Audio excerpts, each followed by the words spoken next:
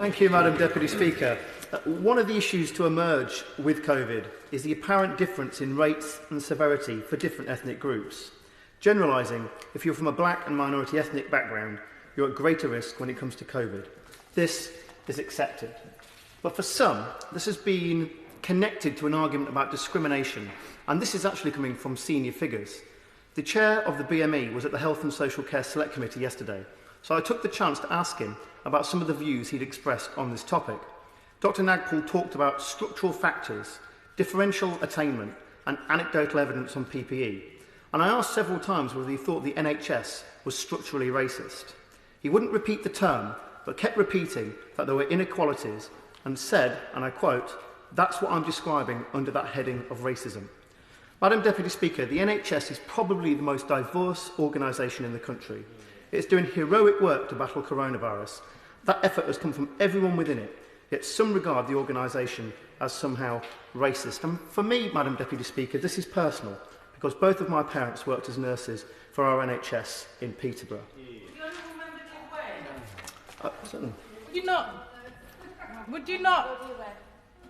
the honourable member not agree that indeed the intensive care beds are filled today with COVID-19 patients from African, Asian and minority ethnic backgrounds and is back at levels that had been during the first peak, despite earlier pledges from the government to learn lessons and protect the vulnerable?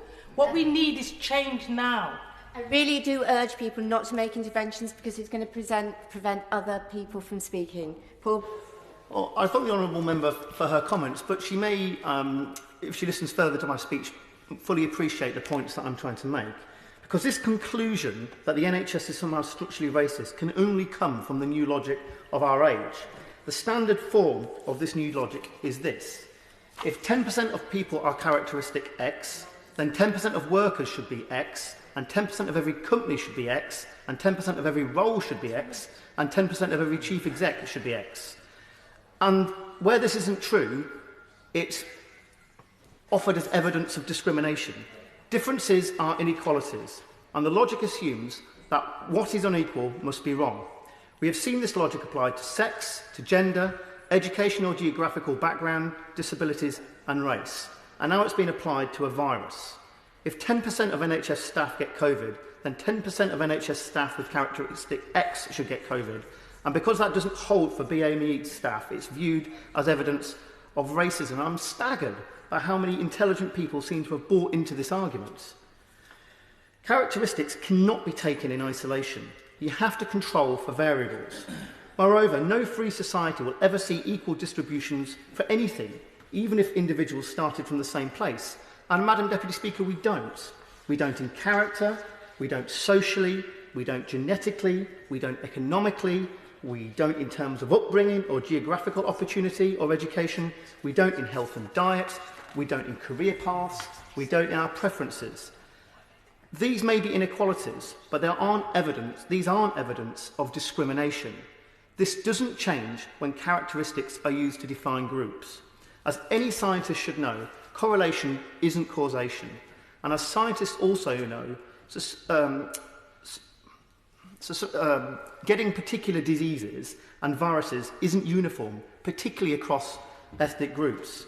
No organisation could escape from this mad progressive logic. If it wasn't damned for one thing, it would be damned for another, no matter how woke its values. Just look at The Guardian. I want to be very clear. Obviously, there are incidents of racism within our NHS. There is still racism within our society.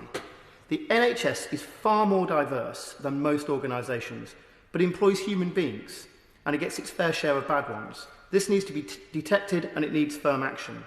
Likewise, the NHS can be unwieldy and inefficient, so problems aren't always dealt with as they should be. But this pandemic has shown our NHS at its best and its staff at their best. We ought to be proud of them. Order. The honourable gentleman has had longer.